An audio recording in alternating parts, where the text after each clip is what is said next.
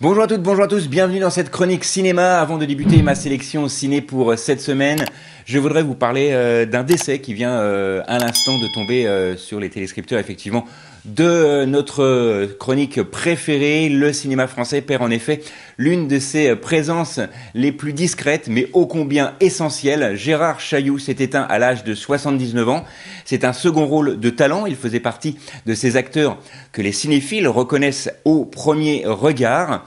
Et sans doute, effectivement, on connaît un petit peu moins son nom. Il débute au théâtre, il passe par le conservatoire, puis intègre peu à peu le paysage du cinéma d'auteur avec des comédies populaires. On le retrouve dans Diva de Jean-Jacques Benex, La Conquête de Xavier Duringer ou encore, plus récemment, chez Luc Besson avec Adèle Blanc-Sec. Mais c'est à la télévision qu'il gagne en visibilité. Il devient effectivement Jean-Guy Lecointre, le DRH inamovible de Caméra Café, rôle qu'il reprendra en 2023 pour le téléfilm ou le cinéma anniversaire, pour le film anniversaire. Il apparaîtra aussi dans Scène de ménage, dans Munch, dans PJ, dans Les Cœuriers Juges et Flics ou encore dans Joséphine Orge Gardien. Toujours juste, toujours à la bonne distance. Gérard Chailloux appartient à cette tradition d'acteur à la française, entre théâtre et télévision, entre ironie douce et gravité feutrée.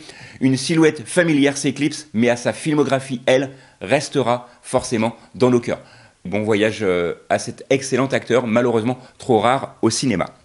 Voilà, donc c'est parti pour ma sélection ciné de la semaine, avec en première sélection Freaky Friday 2, encore dans la peau de ma mère. Accrochez-vous, c'est reparti pour un méli-mélo d'identité. Oui, Freaky Friday 2, alias, je vous l'ai dit, dans la peau de ma mère, débarque au cinéma le 6 août 2025. Souvenez-vous, tout a débuté en 2003 avec Tess, Jamie Lee Curtis et Anna Lindsay Lohan, qui échangeaient leur corps à cause d'un cookie magique, et le chaos familial était né.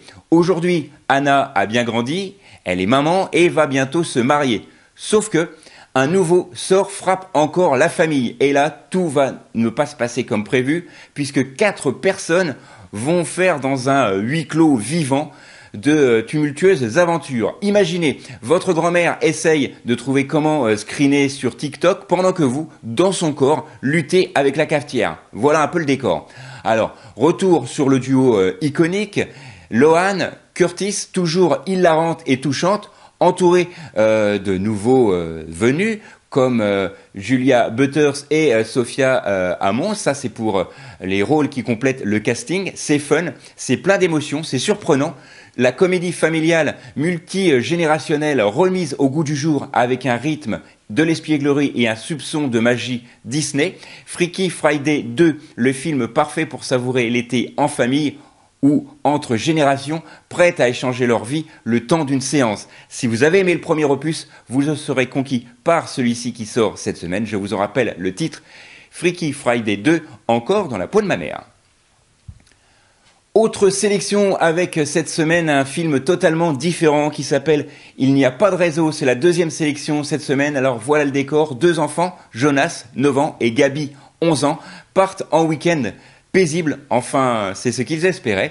Ils s'éloignent un peu de la forêt et tombent sur 2 malfrats aussi malsains que débiles, et ils sont en train de faire sauter une antenne relais pour couper tout le réseau téléphonique, et ça va leur être très utile pour essayer de rester incognito, sauf que les gamins ils vont essayer de les filmer avec un drone et mettre leur plan à plat, et paniquer, ces brigands pour le moins maladroits se lancent dans une chasse effrénée, et devinez quoi, Jonas et Gabi réinventent rapidement leur gîte, leur forteresse digne du film Maman j'ai raté l'avion.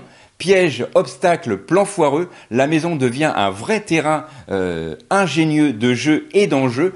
C'est drôle. Gérard Jugnot, lui, incarne un père de famille maladroit. Le nom de code Viking. Maxime Gastel, lui, joue un fils un petit peu bêta, mais attachant. Et attention, on retrouve aussi Manon Azem, ça c'est pour les rôles principaux. Zabou Bretman fait aussi partie du casting. C'est un casting surprise à la française. C'est une comédie familiale à partir de 8 ans. Parfaite, effectivement, pour rire en famille, sans smartphone, sans 4G, mais avec un maximum d'aventure. Bref, notez bien la date de ce film qui sort ce 6 août 2025 en salle. Il n'y a pas de réseau, c'est drôle, c'est malin, et franchement, ça décoiffe, et c'est le film que je vous conseille cette semaine. Voilà, c'est tout pour cette semaine. Nous, on se retrouve la semaine prochaine, même endroit, même heure. D'ici là, sortez, allez au ciné, et n'oubliez pas que le cinéma est fait pour tous ceux dont la curiosité est le plus grand des défauts.